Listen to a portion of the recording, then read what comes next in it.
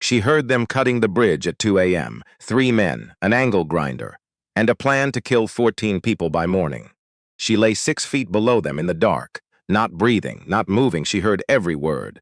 By sunrise she was running, bare feet, cold road, no phone, toward the men who were about to die. They looked at her and laughed. Engines started, formation locked, 90 seconds from rolling onto a bridge with a remote detonator waiting on beam 2. She dropped to her knees in the middle of the parking lot. One man saw her eyes. He killed his engine. She was running, bare feet, cold road. Sun barely up, no shoes, no phone, no one watching. Just running like something was about to die if she subst. And she was right. To understand why Jade Monroe was out there at 6 in the morning with nothing but the clothes on her back and road dust on her feet, you have to go back. Not far. Just far enough. 14 months, 3 weeks, and 2 days.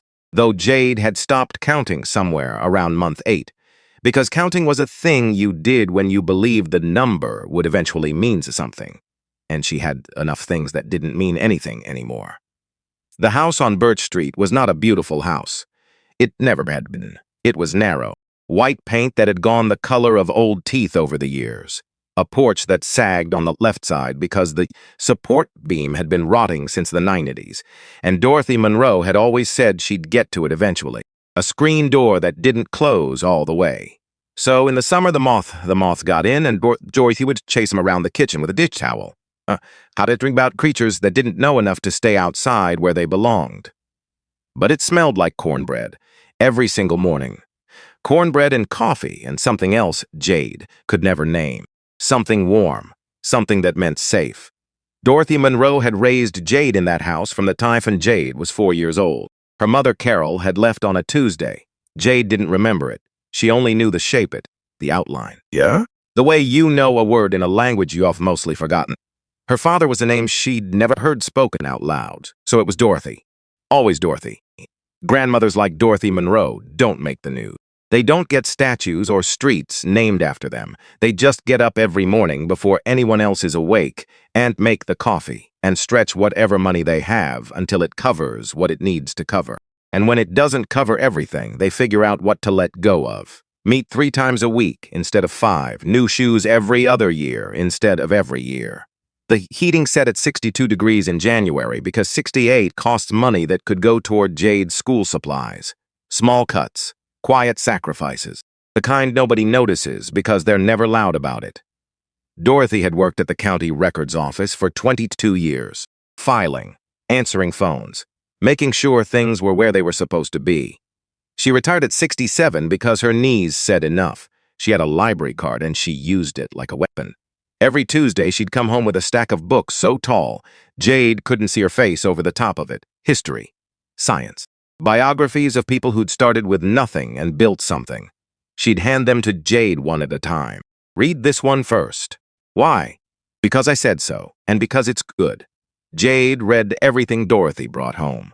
Then she read everything the library had on the 2nd floor. Then she started requesting books from other branches, which made Mrs. Payne, the librarian, light up like Jade had given her a gift. Reading was the one thing Pharaoh couldn't take from her. Dorothy said that once. Not as a lesson, just as a fact she was passing on, the way you pass on a recipe or a phone number. They can take the house, baby. Happens to people all the time. They cannot take what you've already read. That stays yours. Jade didn't understand what she meant at the time. She would. The cough started in September. Not a bad cough at first. The kind you ignore. The kind you say I'm fine about when someone asks and you almost mean it. By October, it was worse. By the first week of November, Dorothy Monroe couldn't get through a sentence without stopping. The doctor at the Macon clinic said it was her heart. Not the cough exactly, the heart behind it, tired, working too hard for too long. He said she needed to be admitted. He said the word immediately, and Dorothy said the word cost. Anne went back and forth like that for a while until Dorothy signed some papers, and Jade sat in a plastic chair in the hallway and looked at the linoleum floor and understood for the first time in her life that something was ending. Not ending like a chapter, ending like a book. Dorothy Monroe died on a Thursday morning in November. Jade was holding her hand. The monitor, that sound. That flat sound that means everything has stopped. and the nurse came in gently and said something gentle and reached for Jade's hand to loosen her fingers, and Jade held on for another few seconds because she wasn't ready. Because ready is a thing you never actually get to be for something like this. She let go eventually, but not because she was ready. The bank sent the first letter 12 days later. Jade found it on the kitchen table, still in the envelope, like if she didn't open it, the words inside would wait. They didn't wait. The house had a mortgage. Jade had known there was a mortgage. She hadn't known how far behind it was. Because Dorothy didn't talk about the behind things. Dorothy talked about the ahead things, what Jade was going to be, what books Jade should read next. The behind things were Dorothy's business, and Dorothy was gone. 60 days. That's what the bank gave her. Jade spent those 60 days trying. She tried the shelter in Macon. Full. She tried the church on Grant Street. Pastor L prayed with her and gave her a phone number for a resource hotline that went to a voicemail that was also full. She tried to enroll in the community college program she'd been thinking about since 10th grade. No permanent address, no enrollment. She tried the county assistant's office. She filled out the form, handed it to the woman at the desk. The woman typed something, frowned at her screen, and said the application had been flagged. Flagged how? I can't discuss the specifics of a denial. You can appeal in 30 days. What Jade didn't know, standing there in that office, was that the name on the denial was Sheriff Boyd Collin, who had marked her application as ineligible under a provision that didn't apply to her situation, who had done it with a signature that took less than 4 seconds and changed the entire course of her life. She didn't know that yet. She just knew the door had closed. It took another month of closed doors before she found the bridge. 31 days trying every option she could think of, being turned away from each one, sleeping in places she'd rather not name. Until someone at the Macon shelter mentioned the Deller Creek overpass, and she walked the 11 miles to get there. On day 91 after Dorothy died, a man in a gray suit came to 214 Birch Street and changed the locks. He didn't look at Jade while he did it, not once, like she was furniture someone had left on the lawn. She stood on the sidewalk with a duffel bag and watched him drive away. Then she started walking toward the bridge. The Deller Creek Bridge was built in 1961. 2 lanes, steel girder construction. It sat on the old Route 9 corridor, mostly ignored since the bypass went in during the 90s. The county kept it on the maintenance list, but the maintenance list was long, and the county budget was short, and nobody drove that way much anymore except locals who knew the shortcut. Underneath, on the east side, the concrete embankment formed a shallow alcove, wide enough for a sleeping bag, wide enough for a milk crate full of library books, wide enough, it turned out, for a person to disappear into for 13 months, while a whole town looked straight past her. Jade dragged a sheet of corrugated tin over the opening to block the wind. She found it 3 lots down from an abandoned property. She didn't ask permission. There was no one to ask. She made it hers.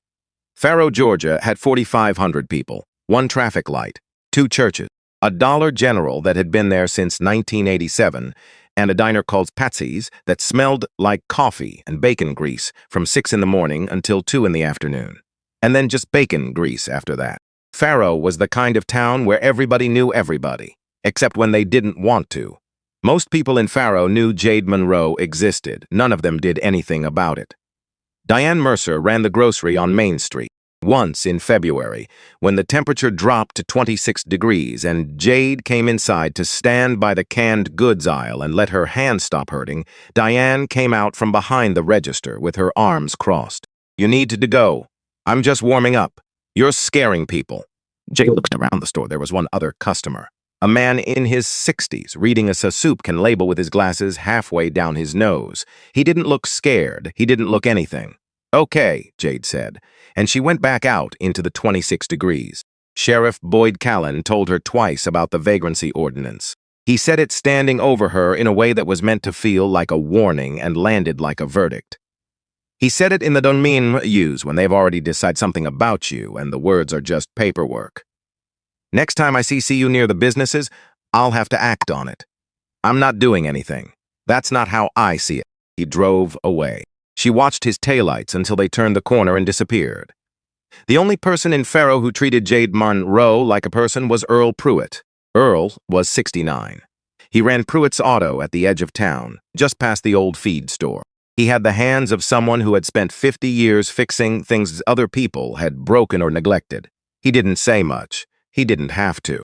Every few days, a brown paper bag appeared on the railing of the Deller Creek Bridge. A ham biscuit, an apple, sometimes a bottle of water, once a pair of wool socks, the thick kind.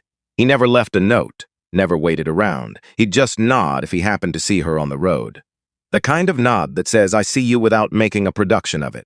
Once there was a flashlight, small, black. A folded strip of paper taped it to the side, 2 words. "For your books." Jade kept that flashlight under the edge of her sleeping bag every night. It was the most valuable thing she owned. Not because of what it was, because of what it meant. Someone knew she was reading. Someone thought that mattered. There was also Wade Pruitt, who owned the Iron Mule Bar on Center Street. Not Pruitt with an E like Earl. Pruitt with an I. 2 different men with 2 different names that sounded close enough to cause confusion, and that would have been different in every way that counted.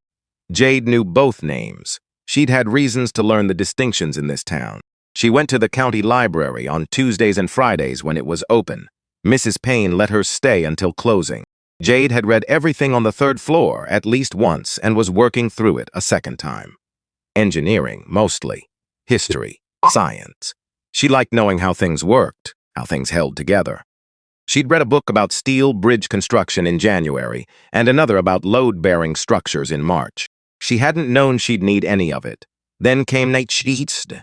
It was the 2nd Monday of October. She knew the time because she'd gotten into the habit of checking the library clock before they closed and calculating forward. No phone meant no clock. So she kept her own count, rough but close. 2:17 in the morning. She'd been asleep maybe 2 hours when the sound pulled her up, not a loud sound. If it had been loud, she might have confused it with something ordinary. A car on Route 9. A generator somewhere. One of those sounds the Durkheim makes that turns out to be nothing, but this was precise, methodical. It's the sound of metal eating metal. Jade turned off the flashlight before she was fully conscious of deciding to. She lay still, heart going fast but breath going slow. In through the nose, count 4. Out through the mouth, count 4. Dorothy's method. Your body wants to panic. You don't have to let it. Boots on the embankment above her. 3 sets. She could tell by the rhythm. 3 people moving carefully, trying not to make noise, not quite managing it. Flashlight beams, the narrow kind, headlamps. The beams moved over the underside of the bridge deck, stopped, steadied. The sound started again. An angle grinder. She knew what it was because she'd read about it. 3rd shelf from the left on the 2nd floor, structural engineering section, steel construction fundamentals. She'd read it twice, because when you live under a bridge, you want to know how bridges work. Now she was lying 6 feet below 3 men who were using an angle grinder on the support beams of the bridge she lived under. Don't move, don't breathe loud, don't be here. A voice, low, not whispering but not carrying. Careful, east side, 4 beams. You got the depth right? A second voice. 80%. Leaves enough to hold dead load. Dynamic load is another story. A third voice, slower, so the voice I'm used to giving instructions. 14 bikes at full load. This bridge won't hold past the seconds. Crossing. Silence, the sound of the grinder again. Then the first voice. What about the girlfriend? The one who sleeps down here. The third voice didn't hesitate. She moves around. She'll be gone by morning. He said it the way you say it about weather. She'll be gone by morning. Like she was a variable to be factored out. Like she wasn't lying 6 feet below him, not breathing, listening to every word. Jade pressed her face into her sleeping bag. She counted her breaths all the way to 240 before the boots left the embankment and the sound of a vehicle moved away down Route 9, and the dark went quiet again. She lay there in the quiet for a long time, thinking about 14 bikes. And a bridge that wouldn't hold past the second crossing, and the fact that she was the only person in Murfreesboro, Georgia who knew. Who do you tell when nobody listens to you? She thought about Mrs. Payne, who was kind but was not someone you called at 2 in the morning. She thought about Earl, who left food on the bridge railing and nodded on the road and had never once opened his mouth on her behalf when it would have cost him something. She thought about Callan, who had warned her about vagrancy and turned away first. She lay there until the sky started going gray at the edges. Then she got up. She packed nothing. She didn't have time for the thinking that packing requires. She came up from the alcove and stood on the bridge approach and looked both ways down Route 9, and then she heard them. A sound in the distance, coming from the south, a deep rolling sound, the kind that gets into your chest before your ears register it. She knew what it was before she could see it. She ran. The sounds reached Pharaoh before the riders did. That's how it always was with a convoy that size. 14 Harley-Davidsons moving in formation made a sound that settled into the bones of a place. Windows rattled slightly on Main Street. Old Mrs. Henley on Grant Street stopped sweeping her porch and put one hand on the railing like she needed to steady herself. By the time the bikes turned off our Route 9 toward Connolly's Station, half of Pharaoh had already decided what it thought. Diane Mercer locked the front door of the grocery. The man who ran the hardware store on Grant Street flipped his sign to closed even though it was barely 7 in the morning and he hadn't technically been open yet. 2 women outside Patsy's picked up their coffee cups and went inside without discussing it. Pharaoh didn't see veterans. Pharaoh saw leather jackets. And leather jackets meant trouble. And trouble was something Pharaoh preferred to keep at a distance until it went away on its own. Holt Briggs rode at the front, 53 years old, former Marine. 2 tours in places the news stopped covering after a while. He had a gray beard, kept close and held lines around his eyes that came from squinting to see sun and wind and worse things. There was a stillness about him that wasn't passive. It was the stillness of someone who had learned to be very quiet before making a decision. His leather vest had patches, unit insignia, memorial pins, a small American flag stitched above his heart, flat and even, like a promise he hadn't retired.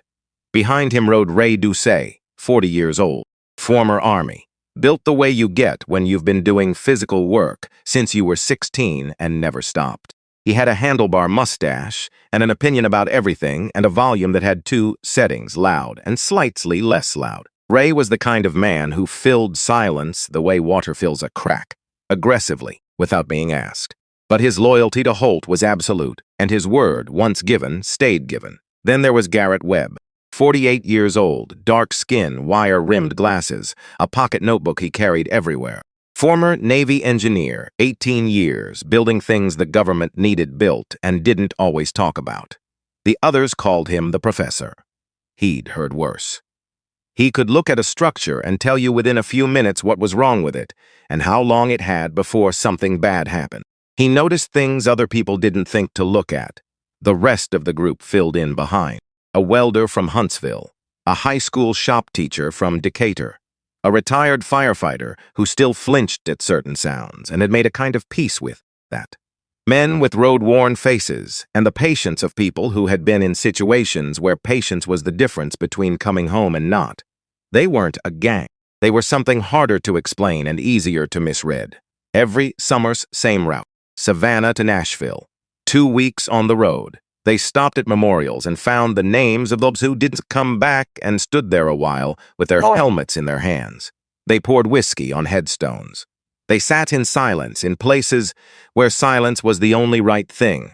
This year, the route came through Pharaoh, not because Pharaoh was special, because it was on the way. And because Connolly's gas station had a working air pump, and Ray's had a slow leak in his rear tire. And that was the whole reason 14 veterans were pulling into a parking lot while the town quietly decided to look somewhere else. Jade had been following the sound of the engines since they hit the edge of town. She'd moved fast, faster than she'd moved in months. Because she knew the sound, and she knew the route, and she knew what Route 9 led to, and she'd spent the hours since she crawled out from the bridge, with one clear thought and nothing else. She reached Consolee's on foot, bare feet on pavement that was starting to warm as the sun climbed. She stopped at the edge of the lot and looked at the 14 motorcycles near the fuel pumps, and the 14 men moving around them, checking tires, passing water bottles, half of them laughing about something Ray had just said. Alive, completely unaware. Jade stood at the edge of the lot and heard Dorothy's voice as clearly as if the woman were standing right beside her. Do the right thing, baby.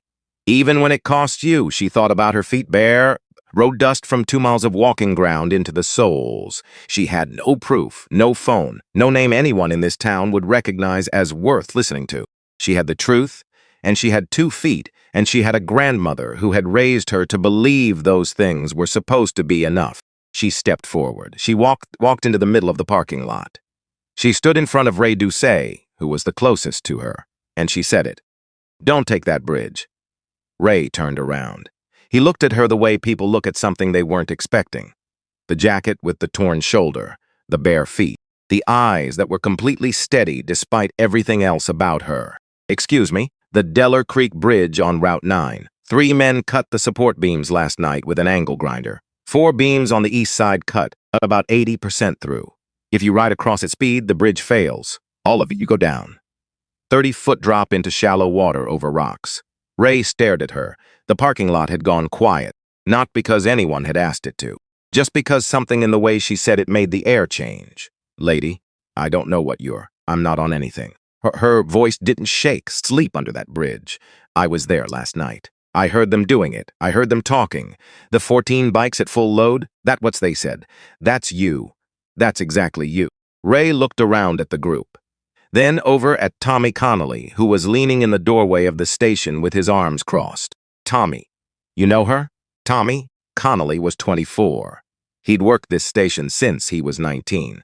He'd developed opinions about most people who came through Faro, the easy kind of opinions you form when you don't have to live with their consequences. He shifted his weight. "That's the homeless one, lives under the bridge. She's not all there." Jade turned and looked at Tommy Connolly. "I'm standing right here," she said. Not angry, not loud, just making a fact clear to someone who seemed to need it. Tommy looked away first. Ray shook his head. "Look, we've been riding for 5 days. We have a memorial to get to in Nashville. I'm not rerouting because what?" Jade said. "'Cause of where I sleep?" She held his eyes. "I have no reason to lie to you. I have nothing. You understand that? I have no phone, no home, no reason to be standing here, except that I don't want to watch 14 people die on a bridge I could have warned them about." Something moved through the group. Not belief. Not yet. But a shift. A few men looking at each other. One rubbing the back of his neck. But Ray had already turned away. "All right, let's gas up." The engines started coming back to life, one by one. The formation reassembling with the efficiency of people who'd done it 1,000 times. 90 seconds. That's all they needed. Then they'd be on Route 9. Then they'd be at the bridge, and Jade had run 2 miles barefoot and said every true thing she had, and none of it had mattered. She didn't move. She stood in the middle of that parking lot while engines turned over around her, and she looked down at cracked out under her feet and felt the specific weight of being exactly this powerless in exactly this moment. And the tears came. Not dramatic, not a performance. Just tears cutting tracks through the road dust on her face because she was 20 years old and she had done everything she could, and it wasn't going to be enough. She didn't cover her face. She didn't walk away. She stood there. Because walking away would mean accepting that she was right about the worst thing, that you could know something true and important, and say it clearly, and it still wouldn't matter because of who you were. She wasn't ready to accept that yet. At the back of the formation, Holt Briggs had not moved. He'd been leaning against his bike with his arms crossed the entire time, watching, not watching the watching Jade. He'd spent more than 2 decades reading people in situations where a wrong read had consequences. He knew what a lie looked like in someone's face. He knew what performance looked like. He knew the difference between someone working an angle and someone standing at the edge of what they had left. This girl wasn't working an angle. She was standing in the middle of a gas station parking lot with bare feet and tears on her face, and she hadn't flinched. And she hadn't backed down, and every instinct Holt had developed over 53 years of being alive told him that what she'd said was true. He looked past her, across the street, at the man standing outside Pryatt's auto with his hands in his jacket pockets. Earl Pryatt, watching the parking lot with the expression of someone who already knew how this scene ended. When Holt's eyes found him, Earl looked away. Too fast. The way you look away from something you should have spoken up about. Holt pushed off from his bike. "Everybody shut your engines off." Ray's head came around. "Holt, come on. I said shut them off, not loud. 14 engines died." The parking lot went very quiet. Holt walked to Jaden Moreau. He didn't crouch down, didn't soften his voice to something manageable. He spoke to her at full height, at normal volume, the way you speak to someone whose time you are about to take seriously. "What's your name?" She straightened. Jade Monroe. Jade, I'm Holt." He paused. 4 beams. How deep were the cuts? Something changed in her face. Not relief, exactly. More like the expression of someone who has been holding their breath a very long time. 80%. Maybe a little more on the second one. Clean cuts, diagonal. Fresh enough that the metal was still bright.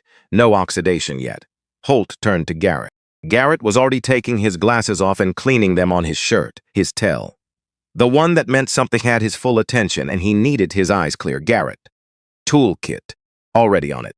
Holt turned back to Jade. Show us. Ray opened his mouth, closed it, followed without being asked. The path ran along Deller Creek, gravel and packed dirt, overgrown at the edges where the kudzu had been making its slow argument for years. Jade walked it the way she walked it every day. She knew which stones shifted. She knew where the path dipped by the big oak. She knew where to step. Holt followed 2 steps behind.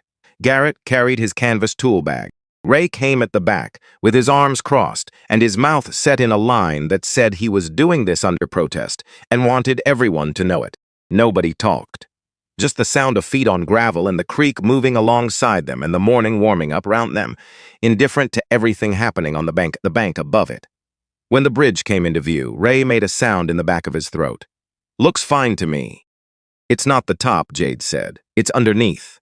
East side. She pointed to the embankment. Holt went down without hesitating. His boots found the soft mud at the water's edge, and he ducked under the bridge deck and pulled out his flashlight and aimed it up.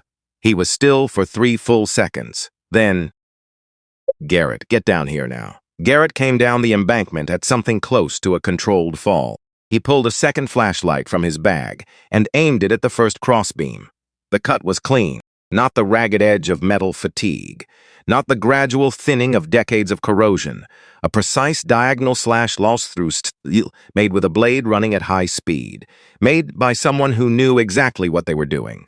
The metal around the cut still had a brightness to it, the kind that doesn't last long in open air.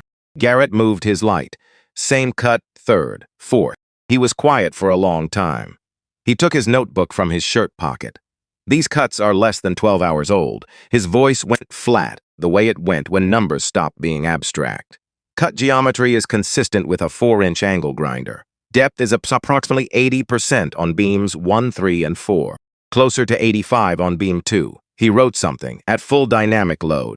14 motorcycles at highway speed. Structural failure in under 3 seconds. The deck drops, the bikes go with it. He paused.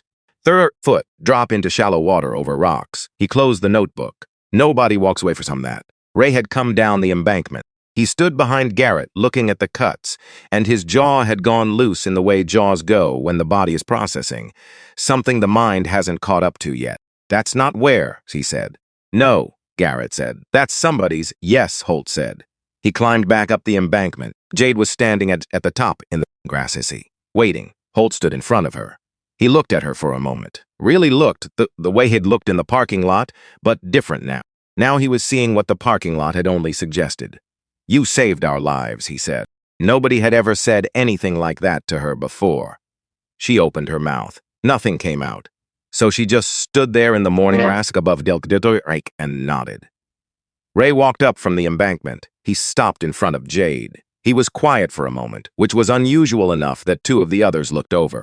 Then he reached into his jacket and pulled out his riding gloves. Good leather. He held them out. I'm sorry, he said, for what I said back there. Jade looked at the gloves. She looked at Ray. She took them. It was the first gift anyone had given her since the flashlight.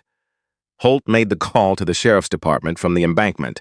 It was the obvious move, the correct move, and it was a mistake. Boyd Callan arrived 20 minutes later in a county-issue SUV, coffee in hand, sunglasses on, moving at the pace of a man who had already decided what he was going to find before he left his office. He got out slowly, hitched his belt, looked at the bridge the way the look of been something while being mildly inconvenienced about. What are we dealing with? Not a question. Holt pointed at the embankment. 4 support beams on the east side, cut with an angle grinder. Fresh cuts done within the last 12 hours. This bridge was set to collapse under our convoy. Callan went to the edge of the embankment. He crouched, looked under the bridge from a distance of about feet for approximately 4 seconds. He stood up and brushed off his knees. Looks like metal fatigue to me. Bridge is over 60 years old. Steel breaks down. Garrett stepped forward. Sheriff, I spent 18 years as a structural engineer for the United States Navy. Those cuts are machine-made, made within the last 12 hours. Steel does not fatigue in clean diagonal lines with polished edges. Callan looked at Garrett the way someone looks at a word they can't place. I appreciate the background, but I've been the law in this county for 22 years. I know this bridge. Then you know it was solid last week, Jade said. Callan's eyes moved to her. Something crossed his fast, but there, not surprise. Recognition. The specific kind you see in someone who was not expecting a variable to show up in this particular place. Miss Monroe. He said he hadn't been introduced to her. Nobody had said her name. He said it like it was filed somewhere, like it was in a category he'd made a long time ago. Holt heard it. He didn't say anything, but he heard it. I live under this bridge, Jade said. Walked across it 3 days ago. It was solid. Now 4 beams are cut to 20% of their load capacity, and you're calling it age. Callan picked up his coffee. I'm going to have the county inspector take a look. Probably next week. Until then, I'll get a road closed sign put up. He looked around the group. I'd suggest you folks find an alternate route to Nashville. Someone tried to kill us, Raisa said. You want to schedule an appointment? You've got a homeless girl with a story and a retired engineer with a theory. That's not a crime scene. That's a disagreement about infrastructure. Callan put his sunglasses back on. Have a safe trip. He walked back to the SUV. Holton watched him go. Then he turned to Garrett. One word, camera. Garrett had been recording since they arrived at the bridge. Every beam, every cut, every angle, with time and date in the metadata. Got it all, Garrett said. Good. Holt's voice was even. Completely even, because that man didn't take a single photograph, didn't take a statement, didn't go under the deck, and he knew her last name without being told. Ray looked at the SUV disappearing down Route 9, then back at Holt. He knows about it, Ray said. At minimum, Holt said. He looked at Jade. The man you heard last night. Did you recognize the voice? Jade had been turning this over since before the sun came up. Not the voice exactly, she said. But I've heard Wade Pruitt talk before. He owns the Iron Mule on Center Street. He has a way of talking like he's running a meeting, even was not. She paused. It sounded like that. Holt nodded once. He looked at Garrett. Get me the number for the FBI field office in Macon. Already looking, Garrett said. To tell them we have documented evidence of attempted murder and a county sheriff who responded to a crime scene and found nothing wrong with it in under 5 seconds. He paused. Tell them to send someone who looks at evidence before they decide what it is. Jade stood at the edge of the group. She was 20 years old. She had bare feet and road dust and no phone, and the memory of a night she was going to be hearing for a long time when things went quiet. She watched 14 men who had been complete strangers to her an hour ago rearrange themselves into something with direction. Something that had decided a thing and was acting on it. She had done that. One person had listened, and that had been enough. For now, that was enough. The FBI field office in Macon said 90 minutes. Holt said fine. Then he put his phone away and looked at the group and said they had work to do while they waited. Nobody argued. These were men who had spent collective decades in situations where waiting around doing nothing got people killed. They didn't need a full briefing. They didn't need a vote. They needed a direction, and Holt had given them one. Garrett went back under the bridge with better light. He'd pulled a work lamp from one of the saddlebags, the kind that ran off a portable battery pack, the kind you bring when you know you might need to see something clearly in a dark place. He hung it from a crossbeam and crouched in the mud and went through the damaged sections inch by inch. Holt stayed on the road above, watching both directions. Ray sat on a rock near the creek with his elbows on his knees and his eyes on the middle distance, not talking, which was, for Ray Ducey, as unusual as rain in July. He'd been quiet since the parking lot, since the moment he'd stood at the edge of the embankment and looked at those cuts, and his jaw had gone loose, and he hadn't been able to finish his sentence. He kept looking at Jade. Not the way the town looked at her, not past her or through her, at her. The way you look at someone, or when you're trying to reconcile 2 versions of a person and realizing the versions you started with was entirely wrong. Jade sat on the embankment with the riding gloves in her lap. She didn't know what to do with stillness like this. For 13 months, if something she needed doing, she did it herself or it didn't get done. There was no other column in that arithmetic. No one else's row to lean on.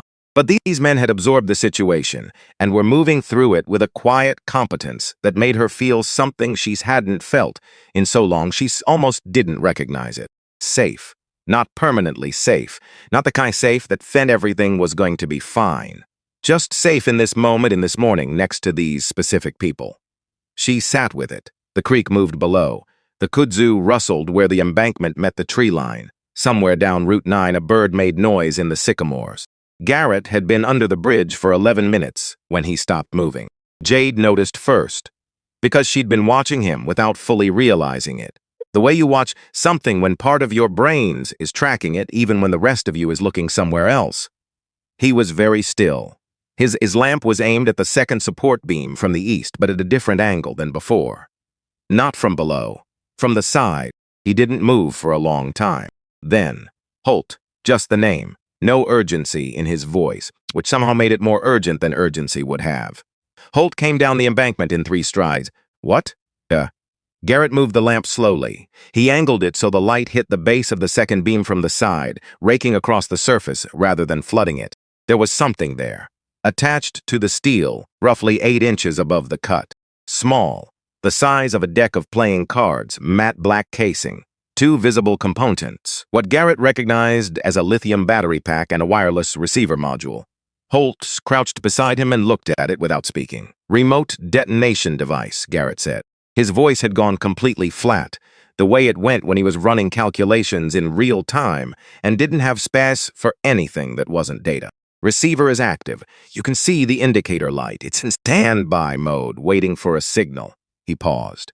Effective range on a module like this is roughly 400 meters. Someone would need to be within that distance to trigger it. Holt was very still. So the beam cuts were the primary mechanism, Garrett continued. 14 bikes at speed, the structure fails on its own. The cuts are deep enough that it probably would have. But if for some reason the convoy slowed down, stopped, on the bridge if someone's decided not to cross. He looked at the device. This is the contingency. Holt looked at it for another moment, then up at the deck above them, then back. Someone was going to stand 400 meters away, he said. And choose the moment, Garrett said. Yes. Holt stood up. He didn't say anything else. He climbed back up the embankment and stood in the morning air, and was still for a moment in the way he got still when something had moved past the point of surprise and arrived at the place where you just deal with it. Ray had come to the top of the slope while they were talking. He'd heard. He said nothing. This was the second time that morning Ray Doucet had nothing to say. Ray had talked through 2 deployments, through a divorce that lasted 16 months in the logical system and felt like 3 years in his chest, through a knee surgery that kept him off his bike for 8 months while the world kept moving without him. He had opinions about things most people didn't have opinions about. He filled silence the way water fills a crack, aggressively, without being asked. He was silent now. He stood on the bank of Deller Creek, looking at the bridge he'd almost ridden across an hour ago, and he thought about the parking lot. About a young woman standing in the middle of it with bare feet and road dust on her face, saying something true, and him laughing. He had a daughter, 22, living in Decatur, working 2 jobs, trying to get her nursing certification. She called some nights and told him about her day, and he listened and thought he understood, supposing about what it meant to be a young woman, trying to get somewhere in a world that wasn't always moving to help you get there. He'd thought that, and then he'd stood in that parking lot and laughed. He needed to say something to Jade. He knew that. He just hadn't found the version of it that was honest enough to be worthly saying. Holt photographed the device from 6 angles before anyone touched it. Then Garrett documented its exact position relative to the beam, the cut depth, and the attachment method.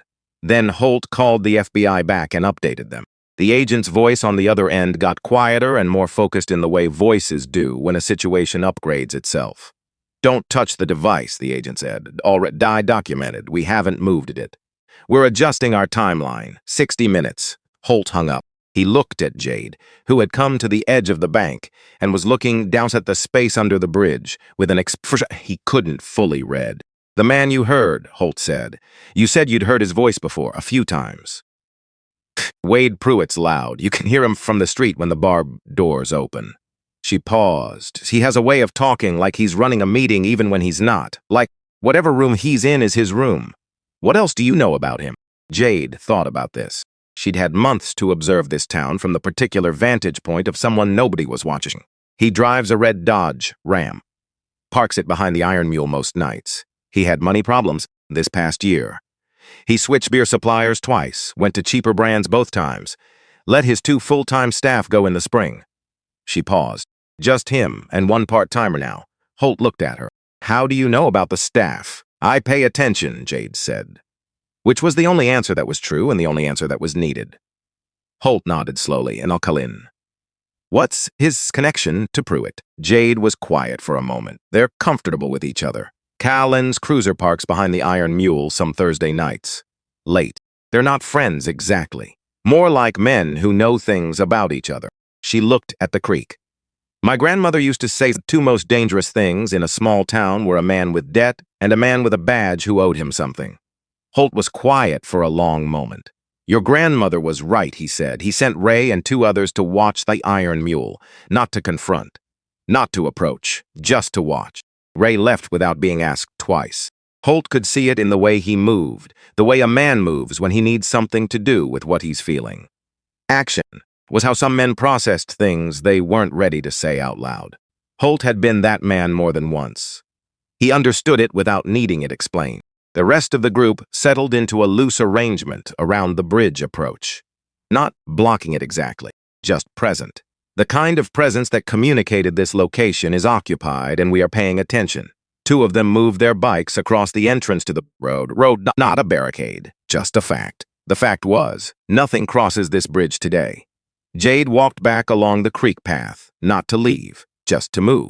Sitting still had never been something she was good at when her mind was going this fast. She walked the path she knew by memory. The dip by the oak, the muddy patch that never dried, the place where the kudzu had pulled down a fence post and she'd started going around it sometime in the spring. She stopped at the edge of the alcove. Her sleeping bag was there, rolled and banded at one end the way Dorothy had taught her. The milk crate with 8 books, the corrugated tin leaning against the concrete wall. She stood there and looked at it. 13 months of her life, and also 13 months of reading, of paying attention, of learning how things worked because knowing how things worked was the one form of control she had left. She'd read that structural engineering book twice. She'd read about load paths and failure modes, and what happens when a support element is compromised beyond its tolerance. She hadn't known she'd need it. She picked up the book she'd been reading and held it for a moment. Then she put it back. She had other things to do first. Ray called in at 40 minutes. Red Dodge Ram is behind the bar. Lights on in the back office. 1 other car. Black sedan Georgia plates. Haven't seen the driver yet. Stay on it. Don't approach. 22 minutes after that, Ray called again. His voice was different this time, tighter. Holt, the sedan. Driver came out the back to make a phone call. I got a look, a pause. It's Alderman Gus Farley. Holt was quiet. County Development Committee, Ray said. I looked him up while we were waiting. He's been pushing a Route 9 corridor project for 2 years. Wants the road rerouted to run through land he owns on the east side of town. New commercial development. The whole proposal has been stalled because of the Delaware Creek crossing. The bridge has a historic designation. Can't reroute as long as the bridge is standing and designated. Holt said nothing. Let Ray get there himself. If the bridge fails catastrophically, Ray said slowly. The designation goes with it, Holt said, and the county has grounds to condemn the corridor. Push through emergency rerouting. Fast track the development approval. Ray stopped. Farley's land triples in value overnight. Silence on the line. Wade Pruitt needed money, Holt said, and Gus Farley needed a reason that looked like an accident, Ray said. 2 problems, 1 solution. A bridge that collapses under a convoy of motorcycles gives the county everything it needs to condemn the corridor and move the road. Wade gets his debt cleared. Farley gets his development deal. 14 men who had nothing to do with any of it were supposed to be the mechanism, and none of them would ever have known. Holt hung up and stood for a moment looking at the bridge. Then he looked at Jade. You said you heard 3 men that night. Yes, Wade, and 2 others. 2 others. I didn't recognize the second voice. The third one barely talked. Holt nodded. He thought about Farley in the back parking lot of the Iron Mule make a phone call on a morning when he should have had no reason to be anywhere near Center Street. Some people panic when things start coming apart. Farley was the kind of man who would come to check on his investment.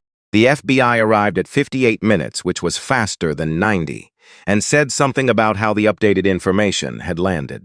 2 vehicles, federal plates.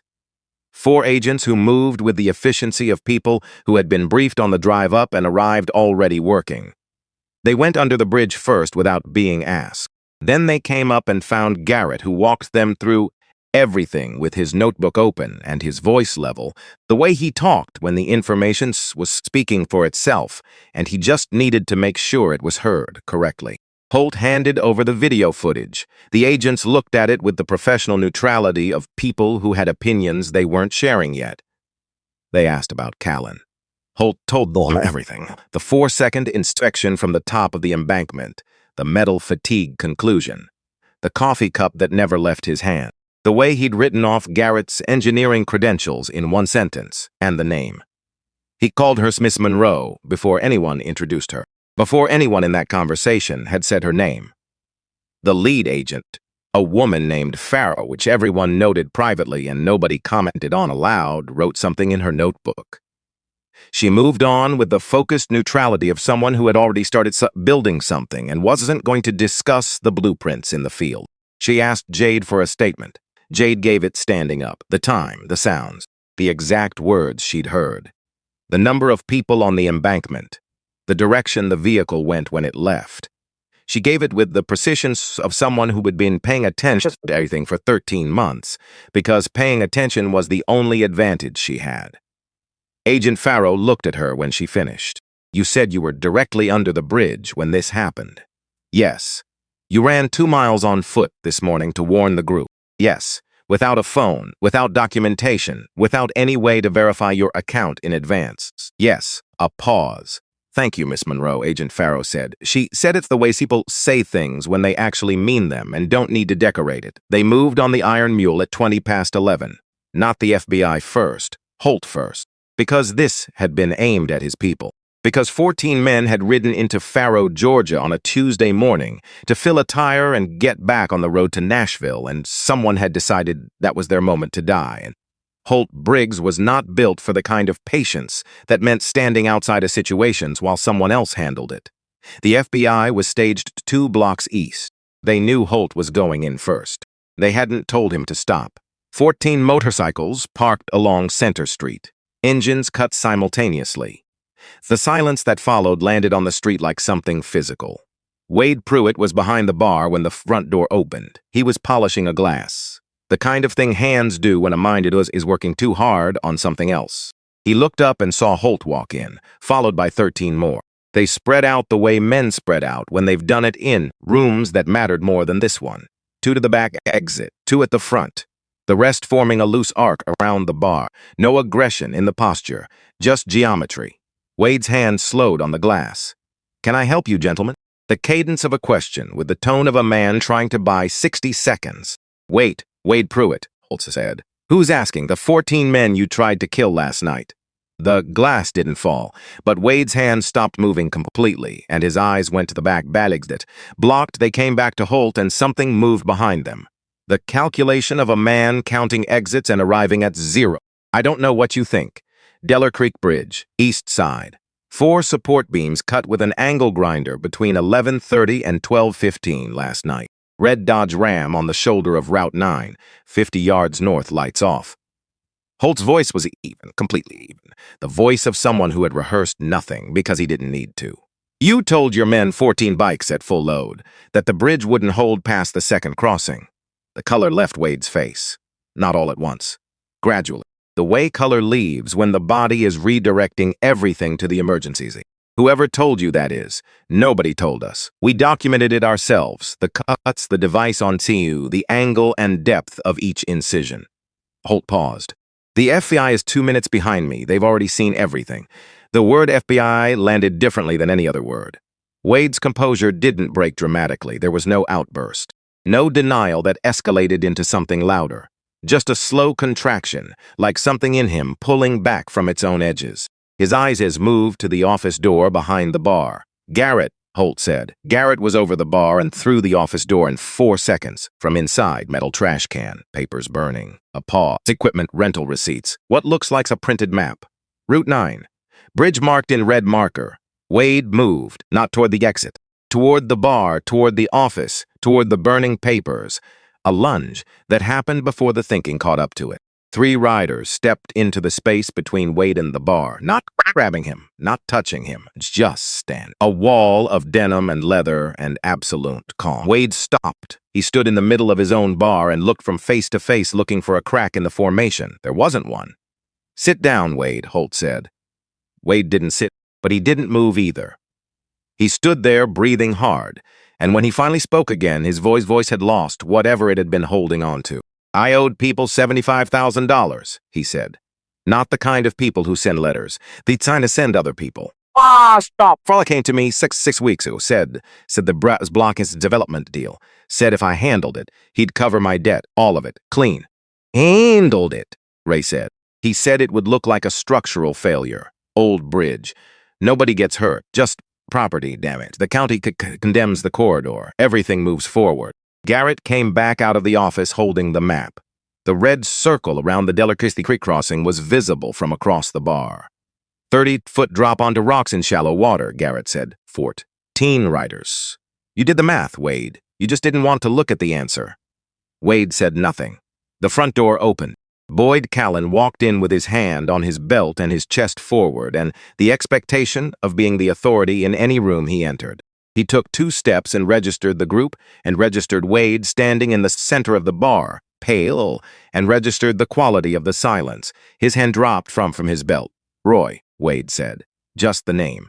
But the way he said it, and the way Callan's face moved when he heard it, told every person in that room everything they needed to know about what existed between them. "Sheriff Callan," Holt said. "Glad you could make it.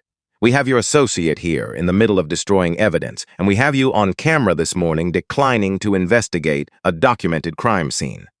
You want to tell us how you knew her name?" Callan looked at Holt. His eyes moved to Jade, who had come in from the street and was standing near the door. "I've been the law in this county for 22 years, Callan said. "I know most people in it. You knew her fame before anyone said it. You'd never been introduced." Holt's voice stayed level.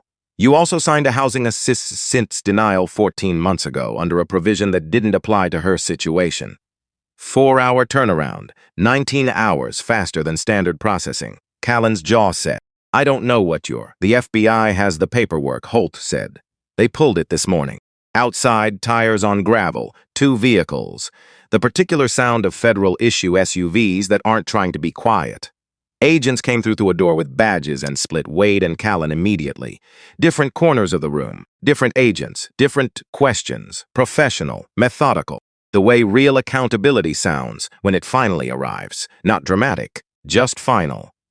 Jade was outside on the sidewalk. She'd stayed there because nobody had asked her in, and the Iron Mule was not a place she'd have chosen to be under any circumstances. She stood across the street and watched the crowd gather the way small-town crowds gather. Slowly, individually, a woman from the dry cleaners, the man from the hardware store who had been sweeping his sidewalk and forgotten to stop, Mrs. Payne from the library, who had apparently been walking somewhere else entirely and found herself here instead. 30 people, maybe 40, all of them watching the Iron Mule, and then, one by one, looking at her. Not past her, not through her, at her. Jay didn't look away. She had earned her place on this sidewalk. Wade Pruitt came out first in handcuffs with his eyes on the ground. Gus Farley came out 20 minutes later in a different vehicle. He also kept his eyes down. The posture of a man who had run calculations for months and had not factored in the variable of a 20-year-old woman who slept under bridges and read engineering books by flashlight. Boyd Callan came out last. He was not in handcuffs yet. The investigation would take time meant paperwork, and paperwork meant the FBI moved office. But he came out with an agent on each side, and he was not walking the way a man walks when he runs a county. He was walking the way a man walks when he has finally run out of room. He looked up as he passed. His eyes found Jade. She held his gaze. She didn't say anything, didn't need to. He looked away first. Holt found her on the sidewalk after the federal vehicles pulled out. He came and stood topside her. They watched Center Street settle back into something like its ordinary shape, the crowd thinning, people drifting back to their shops with the slightly stunned quality of people who had witnessed something they didn't yet have language for. Neither of them spoke for a while. "Your grandmother," Holt said eventually. "What was she like?" Jade looked at the street. "She made cornbread every morning," she'd said. "Didn't matter what else was happening, whether we had anything to eat with it or not. She said the day started better if the kitchen smelled right." She paused. "She read everything, brought home stacks from the library every Tuesday, history mostly. She said understanding where things went wrong was the first step to not going wrong yourself." Holt was quiet. "She sounds someone who figured things out," he said. "She figured out most things." A pause. "She didn't figure out how to not get sick when we couldn't afford for her to." Silence. "I had a man in my unit," Holt said. "Jerome, we did 2 tours together in places I don't talk about much. He was the kind of man you could trust with anything." He stopped, looked at the street. When he came home, the VA lost his paperwork. Benefits, told for 2 years. Housing fell whole through. He kept trying to get someone to process his file correctly, and nobody did. He was quiet for a moment. "He didn't make it," Holt said. "To the other side of those 2 years. The words settled between them. Jade looked at him. "I think about what would have been different," Holt said, "if one person had just stopped, not filed a form, not made a referral, just stayed until the thing got fixed." He looked at his hands. Nobody stopped. Jade understood what he was saying without him having to say it plainly. She'd lived the version of it that happened to people who didn't have anyone stop. The doors that closed, the forms that came back denied, the man in the gray suit who changed the locks without looking for forms. "Your grandmother," Holt said after a while. Was there anything of hers left?" "After the bank cleared the house." Jade thought about the duffel bag she'd carried out of 214 Birch Street. 3 changes of clothes, 2 books, 1 photograph small enough to fit in her wallet. "Not much," she said. Holt nodded slowly. He was looking across the street at Pruett's auto. Earl had been there the entire morning, standing outside his shop, watching. He hadn't come across, hadn't offered anything. He had the stillness of a man who knew he was in a situation he'd had a hand in creating by not speaking when he should have. "I need to talk to him," Holt said. He said it to Jade directly, like she had a right to know. "Okay," she said. Holt crossed the street alone. He didn't go inside the shop. He stood outside the open bay door, where Earl was leaning against a car he hadn't been working on, and he looked at the older man and waited. Earl looked at him, then at the ground, then back at him. "You knew," Holt said. Not an accusation, a fact that didn't need a rising inflection because it wasn't asking for confessions.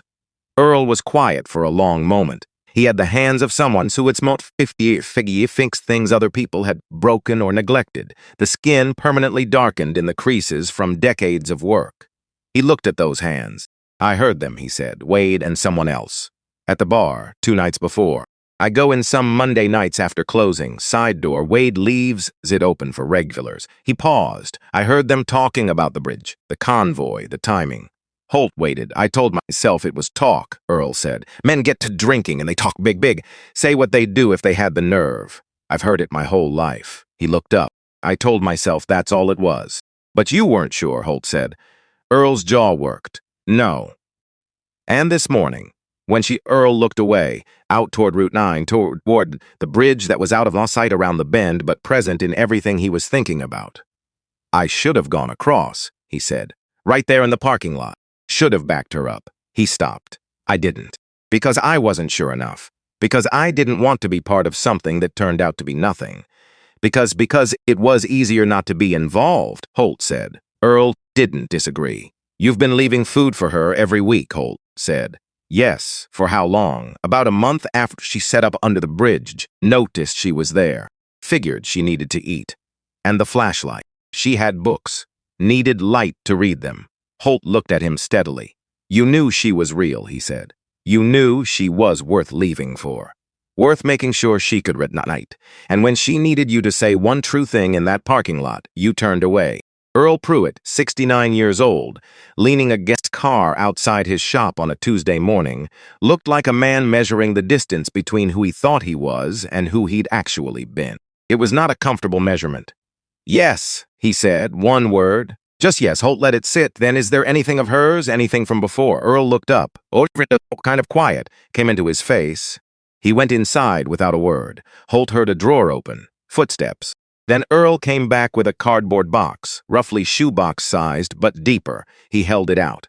When the bank cleared out the house on Birch Street, the estate sale company put everything in boxes. Household items, photographs, personal things. Most of it went fast. I got there late. He paused. This box had already been moved to this discard pile, things nobody bought. I paid $2 for it. He looked at the box. I didn't know how to give it to her. Kept thinking there'd be a right moment. Holt took the box. He looked at Earl. The right moment was 13 months ago, he said. Not cruel, just true. Earl Holt brought the box to Jade. He set it down on the embankment near the creek path and didn't say what it was. She looked at it. She looked at him. She opened it. Inside, a small framed photograph, face down. A coffee mug with a chip on the handle, chonable. The Dorothy had used every morning for as long as Jade could remember her. A deck of cards held together with a rubber band. A paperback novel, cover worn soft from handling, three-folded dish towels, Christmas ornament, hand-painted, the kind a child makes in school, and an envelope, cream-colored, unsealed. The handwriting on the front in ink that had faded slightly at the edges. Jade, Dorothy's handwriting. She recognized it immediately. The way her grandma made the letter J, with a small loop at the bottom that was almost a flourish. Almost. Dorothy never went full flourish. She said flourishes were what you did when you had more time than sense, us. Jade held the envelope. She didn't open it immediately. She sat with it the way you sit with something you know is going to change the shape of things, because once you read it, you can't unread it. And right now, for just this moment, she still had the before. Holt stepped back. He went and stood by the creek, facing the water, giving her the space the moment required. Jade opened the envelope. Dear Jade, if you're reading this, I didn't get to tell you in person. Which means things went the way I was afraid they might. I've known for a while that my heart was tired. I kept it to myself because I didn't want you to worry, and because I needed you to keep going to school, and I know you, baby. You would have stopped everything to take care of me, and I could not have that. There is something I need you to know. I went to see Councilwoman Briggs, Elaine Briggs, who sits with us on the town council, and who I have known since she was younger than you are now. I went to her and I told her about you. I told her that if something happened to me, you would be alone in this town with nothing, and that this town would not take care of you on its own because it never has, and I do not have a reason to believe it will start. I asked her to watch out for you. She said she would. Basically, she meant it when she said it. I believe that. But I also know that something and doing something are not the same thing. People get afraid. They get busy. They decide that the hard thing can wait until it is easier, and it never gets easier. If she didn't do it, that is not because you weren't worth doing it for. You are worth every hard thing. You have always been worth every hard thing. What I want you to carry is not anger. I know you're capable of anger. I have raised you from 4 years old, and I know you inside out, Jade Elaine, and I know you can carry anger like it's weight-bearing. Don't do that. Carry the other thing instead. The thing you do when you read. The thing you do when you learn something and your whole face changes. That thing is yours. That is what I want to be inside you. You are an old woman looking back. Not what was taken from you, what you built anyway.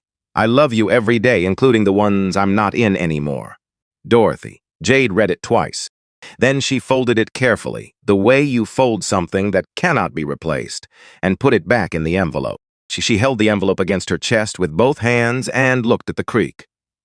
Deller Creek moved the way it always moved, steady, indifferent to the weight of any given morning. Water that had been running under this bridge since before any of the people involved in this day were born. Jade breathed. In through the nose, out through the mouth. Dorothy's method. Holt came back after a while. He sat down on the embankment beside her. He didn't ask what the letter said. She told him anyway. Not all of it. Just the part about Elaine Briggs, who sat on the town council and who Dorothy had gone to, and who had said she would and hadn't. Holt was quiet for a long time. She's still on the council, Jade said. Yes, she still has power. Yes, Holt said. A pause.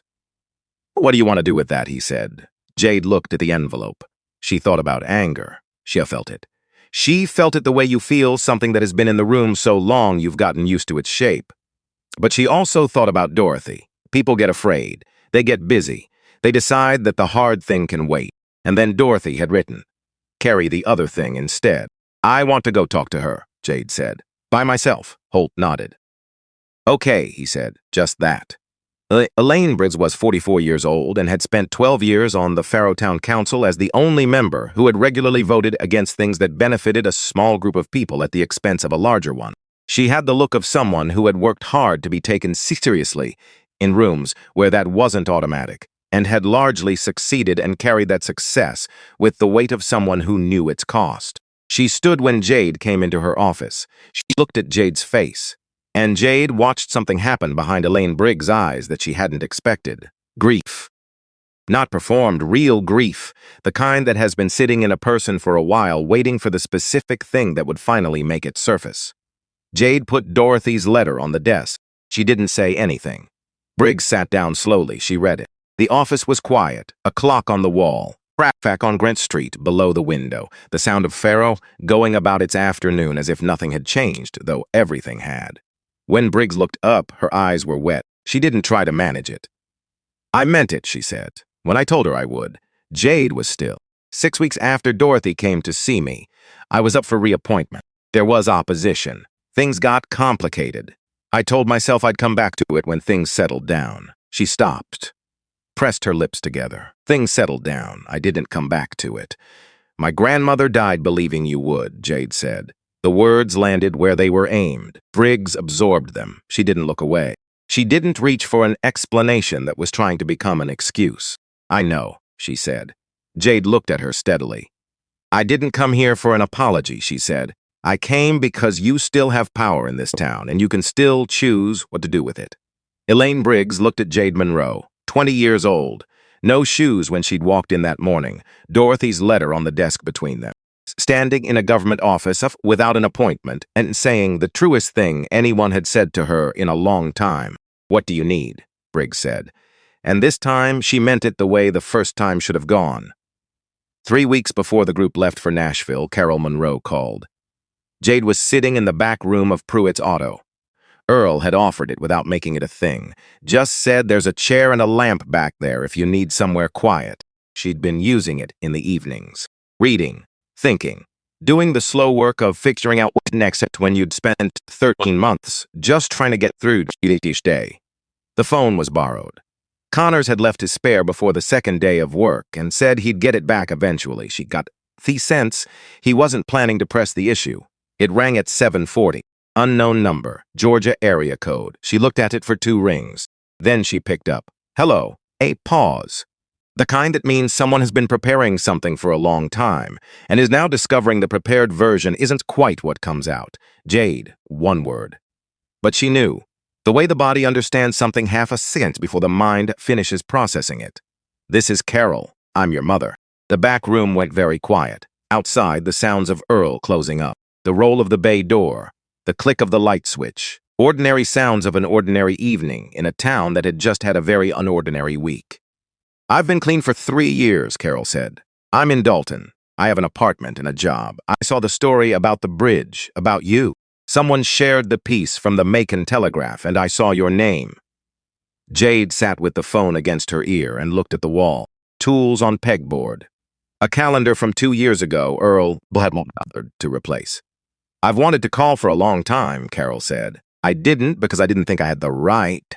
Your grandmother wrote me a letter before she passed. She said if you were okay and if you were ever ready, I should try." Dorothy had written to Carol, too. Of course she had. Dorothy had written letters the way other people made arrangements. She had known what was coming, and she had tried to set things up as best she could from where she was standing. "I'm not ready," Jade said. A silence. "I understand," Carol said, "but I'm not saying no, I need time. And when it happens, it's on my terms, not yours." "Yes, whatever you need. I'll call you," Jade said. "You don't call me again until then." "I'll be here," Carol said. "I'll be right here." Jade set the phone button.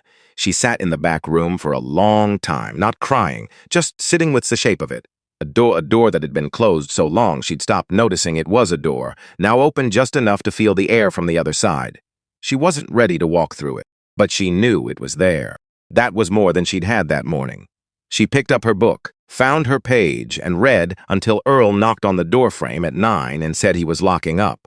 She walked to the bridge, not to sleep there, to get her things. She rolled the sleeping bag and banded it, put the books in the milk crate one at a time, took down the corrugated tin and leaned it against the far concrete wall for whoever might need it next. Took the flashlight from under the edge of the bag where it had lived for 13 months. She carried the milk crate up the road and stood on the bridge in the dark and looked north and then south. Then she went to find Holt. Holt said 6 words. "We're not leaving tonight. Let's work. No speech, no vote, no discussion about Nashville or the memorial already 2 days behind schedule." 14 men looked at him, then at Jade. Not one inch started. They set up camp in the lot behind Connolly's gas station. Tents in 20 minutes. Camp stove running by the time the last tent was up. Ray built a fire pit from cinder blocks he found stacked behind the hardware store, asked Dwight first, and Dwight said, "Take what you need." Tommy Connolly came out at 9 with a case of bottled water. Set it down without a word. Holt nodded. Tommy nodded back. That was the beginning of it. Day 1, Garrett walked the bridge at first light and made his list. Materials, sequence, load like calculations. He handed it to Holt with his coffee still in his hand. "Can we this?" Holt said. "We've built things in worse conditions with half this crew." Ray took the list to Peterson's hardware. Dwight read it twice, folded it, put it in his shirt pocket. "I'll have it ready by 10. Ray asked what they owed him. "Come back's done and tell me how it went." A flatbed from Macon arrived at 11 with 4 I-beams cut to spec. The driver helped unload and then stayed. His name was Bernard. Bad hip didn't stop him. He became part of the crew without anyone making it official. Jade showed up at the bridge at 6:45, before most of the crew, before the work starts. She walked the creek path the way she'd walked it every day. Came round the bend and stood for a moment, looking at the yellow tape and the bridge in the early light. She ducked under the tape. She walked to the middle of the deck and stood there, looked north, looked south. Then she went to the east railing, looked down at the alcove. From up here, it looked smaller than it felt from inside it. It always did. That was the thing about look down at a place you'd survived. It compressed, made it seem containable in a way it hadn't been while you were in it. She went down the embankment one last time, left out the corrugated tin on the far side of the concrete, where someone coming from the other direction might find it. Carried the milk crate of books up to the road. The crew arrived. Nobody said anything about it. They just started working. Day 2, Earl Pruitt pulls up at 7 in a truck loaded with every tool from his shop that might be useful. He walked to Holt. Didn't say good morning. Said, "Where do you need me?" "East side. Garrett will tell you the sequence." Earl went to work on the opposite side from Jade most of the morning. Kept his eyes on the job. But twice she caught him looking at her. Not through her. At her. The way you look at someone you owe something you haven't found the words for yet. By 9, there were 5 people from Faro on the bridge. By noon, there were 11. Nobody organized it. They just showed up. The woman from the county records office who had known Dorothy, a retired school teacher with a bad back who could hold a measurement and read a level. A man from the Bartzer shop had done construction in his 20s. Bernard came back and brought his brother who knew concrete and was particular about it. Day 3, Diane Mercer arrived at 1 in the afternoon. Station wagon. Coolers, a folding table she set up under the oak on the north side of the road, sandwiches, apples, oatmeal cookies from that morning. She didn't announce it. Jade was the last one to come to the table. Diane was straightening cups when Jade walked up. She looked up, set the cups down. "I chased you out in the rain," she said. Her voice held until the second sentence. "You were cold and wet and came inside to warm up, and I chased you out with a broom. I've thought about it a lot. I don't have an explanation worth giving you." Jade looked at her. She thought about Dorothy. Not what Dorothy would have said about Diane. What Dorothy would have said about this moment. She reached out and took a sandwich. "Thank you, Mrs. Mercer," she said. Diane let out a breath that had been held a long time. She nodded once, went back to the table, and Jade stood in the September sun eating a sandwich while the bridge got stronger by the hour. By day 5, the bridge was done. Garrett walked it end to end, checked every connection, pressed his Navy's inspector's stamp to the documentation. "Better than before," he said. "New beams are a heavier grade than the originals." Holt looked at the bridge, then at Jade. "Good," he said. Morning of day 6, Holt told Jade they were going for a walk. She didn't ask where. They walked to Birch Street. Jade slowed when she turned the corner. She hadn't been down this street since the man in the gray suit changed the locks. Just walked to 214. The porch was level, new boards pale against the older siding. The roof was new. The screen door hung straight. Dorothy's porch swing still there, chains new. The front door was painted a deep, even blue. Jade stood on the sidewalk. "Go on," Holt said. She walked up the steps and pushed the door open. Fresh paint and sawdust. New floors, behind the window light, a couch, a reading lamp, a bookshelf full of books, Payne's handwriting inside the front cover of each one. She went to Dorothy's room. On the nightstand, a framed photograph. Dorothy in the porch swing.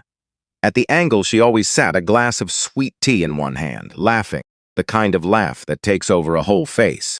Jade picked up the frame. She sat on the edge of the bed. She pressed the photograph cap to her chest, and she cried. Not quiet kind, the other kind. The kind that comes when the thing you're carrying finally has somewhere to be set down. Holt stood in the doorway. Didn't come in, didn't say anything, just was there. When she finally went quiet, she looked up at him. Earl found it, Holt said. Had it reprinted at the pharmacy on Grant Street. Found a frame that fit. Jade looked at the photograph. She thought about Earl, the bags on the railing every week, the flashlight. The $2 for a box nobody wanted, 13 months keeping it in a drawer, the morning he'd looked away in the parking lot. She would have forgiven him already, Jade said. I know, Holt said. It doesn't mean he doesn't have to live with it. No, it doesn't. She stood. She carried the photograph to the porch. Earl was sitting on the top step. He stood when the door opened. She looked at him for a long moment. You can't go back, she said. No, but you showed up this week. Yes. She sat down on the bottom step. After a moment, Earl sat back down on the top one. They didn't say anything for a while. Then Earl said, She was proud of you, your grandmother. I'd see her sometimes at the Racker's office before she retired. She talked about you every time. Said you were going to do something that mattered. Jade looked at Dorothy's photograph. I think she was right, Earl said. The announcement happened that afternoon, in front of 214 Birch Street. Elaine Briggs on the porch steps, 2 other council members behind her. 50 people filling Birch Street and spilling onto the lawns across from it. The Dorothy Monroe Fund stood at $114,000. Briggs announced it formally. Emergency housing, meals support, educational assistance for anyone in Faro who needed it. Then the scholarship. Faro County Community College. Full tuition, books, housing, stipend. First recipient, Jade Elaine Monroe. The crowd was quiet for 1 second, then Holt spoke after Briggs, not about Jade, about Jerome, but a man who had done everything asked of him and come home to find the system wasn't going to return the favor, who had spent 2 years trying to get a file processed and a door opened, and hadn't made it to the other side of those 2 years. I lost him because nobody stopped, Holt said. Stopping felt like more than it was, and not stopping felt like less. That's how it works until it doesn't to the bid. He looked at the crowd. This week we stopped. This is what that looks like. The applause built from different places at different times. Jade stood on the porch of 214 Birch Street with Dorothy's photograph in one hand and the scholarship letter in the other. She'd spent 13 months learning how not to be seen. She hadn't learned yet how to be seen this fully, but she was learning. The Iron Road veterans left the next morning. Garrett gave her his tool bag. Navy issue, his name still inked on the side flap. You'll need something to carry books in. I'll take care of it, she said. I know you will. Holt idled at the edge of the lot. She had the bag on her shoulder. Dorothy's photograph inside it, the scholarship letter in her jacket pocket, the flashlight in the front pocket of the bag where it would always be easy to reach. You know where I am, Holt said. I know where you are, she said. He rode. She watched the sound of them fade down Route 9 until there was nothing left of it. Then she stood in the empty lot in the September morning. A car went past on Grant Street. The oak trees moved. Faro went on being itself, but differently, 6 months later. Faro County Community College, room 114.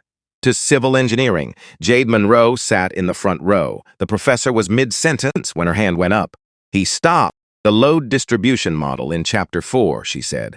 It doesn't account for dynamic lateral force in older steel girder configurations. Is that in the supplemental reading, or is it a known gap? The professor looked at her. That's a gap, he said. It caused certificate bridge failures before the assessment protocols were updated. I know, Jade said. I was wondering if the textbook had caught up. It hasn't. Come talk to me after class. The Deller Creek Bridge had a new sign bolted to the east railing. Small. Metal. Not fancy. Dorothy Monroe Bridge. Earl left bags on the railing every week. Same brown paper. No note. On the outside is handwriting, whoever needs this. Us. Sometimes a bag back with a note inside. Folded small. Thank you. Once, I didn't know someone would do this. Earl read that one and folded it and put it in his shirt pocket. Then he put a bag on the railing the next week. In the front pocket of Garrett Ed's canvas bag was the flashlight. Small. Black, paint worn at the edges where her hand had held it thousands of times. She didn't need it anymore. She kept it anyway. Some things you carry not because you need them, but because they know where you've been, and because the person who left them on a bridge railing believed, before you had a way to believe it yourself, that where you were going was worth lighting the way to.